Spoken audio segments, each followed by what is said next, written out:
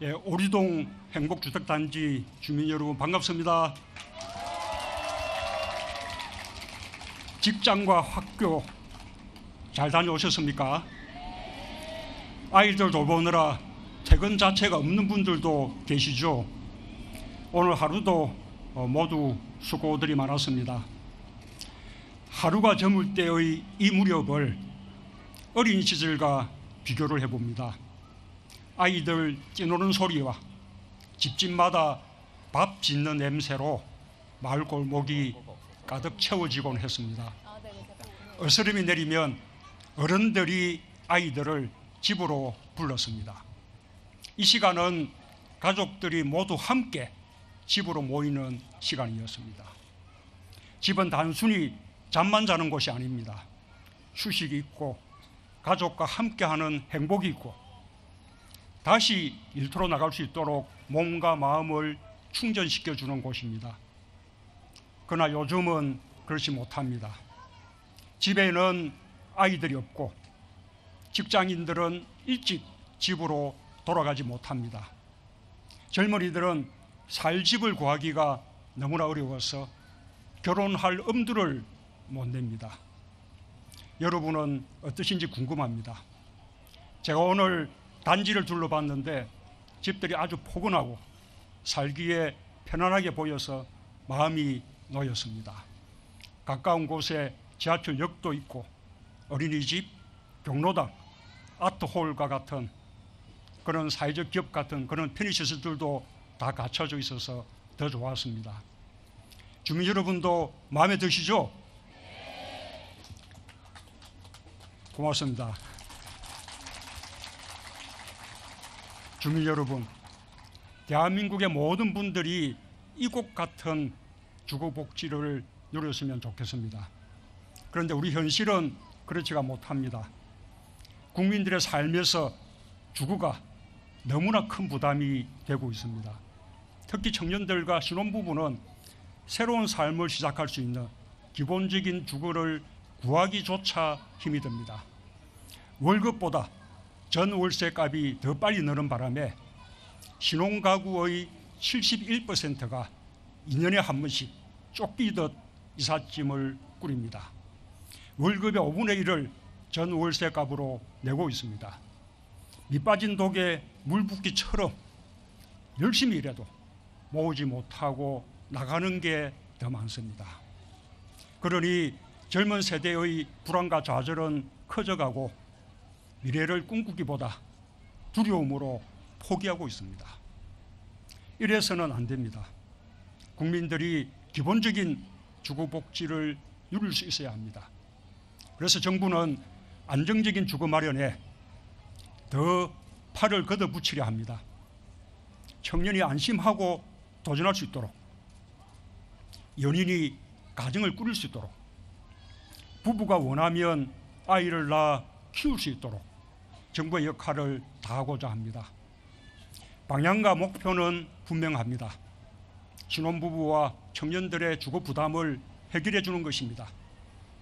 정부는 작년 11월 신혼부부와 청년들의 주거 부담을 덜기 위해 역대 최고 수준의 주거복지 로드맵을 마련한 바 있습니다. 하지만 최근 더욱 심각해진 저출산과 저혼인 현상을 보며 부족함을 절감했습니다. 이에 정부는 신혼부부와 청년들을 위한 더욱 획기적인 주거지원 방안을 마련했습니다. 첫째, 2022년까지 향후 5년간 신혼부부 주거지원을 88만 가구로 늘리겠습니다. 작년 11월의 로드맵보다 28만 가구를 늘린 것입니다. 앞으로 5년간 전국에 이곳 행복주택과 같은 신혼부부를 위한 공공임대주택 25만 호가 공급이 됩니다. 또한 신혼부부가 시세의 70~80%로 내 집을 마련할 수 있는 신혼희망타운 10만 호를 공급하고 신혼부부에게 분양가 상한제가 적용되는 분양주택의 특별 공급도 10만 호로 늘리겠습니다. 신혼부부가 집을 사거나 전월세를 얻을 때 금리를 우대받는 대출 지원도 43만 가구로 늘리고 자녀가 있는 경우 추가 금리 혜택을 받을 수 있도록 하겠습니다. 한편으로 이번에 종부세를 강화하게 됐는데 그 대신 신혼부부가 생애 최초로 일정 가격 이하의 집을 마련할 때 취득세 50%를 감면하겠습니다. 둘째, 한부모 가족도 신혼부부와 동일한 기준으로 주거를 지원할 것입니다. 그간 한부모 가족에 대한 주거 지원이 부족했습니다.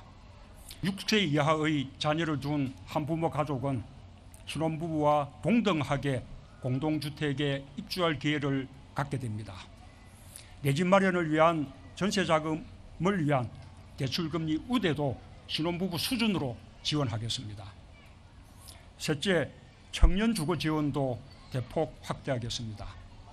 공공이 공급하는 청년 임대주택 14만 호를 시세의 30% 내지 70%로 창업지원주택 등 청년 맞춤형으로 공급하고 민간 청년 임대주택도 역세권이나 대학 또는 산단 인근에 13만실 특별 공급하겠습니다.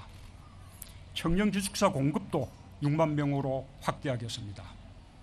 청년들은 집을 얻으려면 빚을 낼 수밖에 없습니다. 42만 가구의 청년 주거에 금융을 특별 지원하겠습니다. 그에 더해서 임대주택 단지 내 상가를 청년, 사회적 기업, 소상공인 등에게 최장 10년간 감정가의 50% 내지 80%로 임대하는 혜택도 제공하겠습니다. 국민 여러분, 신혼부부가 줄어들고 있습니다. 작년 한 해 26만 쌍이 결혼을 했는데 10년 전에 비해 8만 쌍이 줄어들었습니다. 인구 문제도 심각합니다. 얼마 전 발표된 4월 출생아 수는 2만 7,700명으로 통계를 정리하기 시작한 1981년 이래 최저라고 합니다. 이대로 가면 연간 출생아 수가 30만 명 아래로 떨어지게 될 것입니다. 그야말로 특단의 대책을 아끼지 말아야 할 때입니다. 저는 오늘 오류동 행복주택에서 희망을 발견했습니다. 아무것도 없던 철도 부지 위에 사람의 온기로 가득한 마을이 들어섰습니다. 청년을 위한 창업 공간, 육아를 위한 어린이집과 장난감, 도서관이 생겼습니다. 아이들과 청년, 신혼부부와 어르신이 함께 어울려 내일을 준비하는 창조의 공간이 탄생했습니다.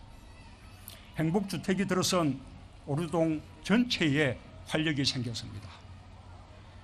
소설가 박완서 선생님은 사랑이 결코 무게로 느껴지지 않기를 바란다는 글을 남겼습니다. 그동안 내 집 마련을 위해 개인과 가족이 너무나 큰 짐을 져왔습니다. 이제 국가가 나누어지겠습니다.